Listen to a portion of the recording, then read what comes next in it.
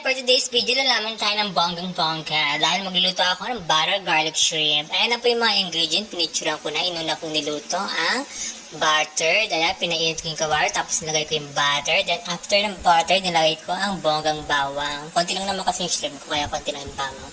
Pero madami-dami ang chili nilagay ko. After that, nilagay ko yung chili. Then, hinalo-halo ko. Nilagay ko yung hipon na konti lang kasi ako lang naman kakain.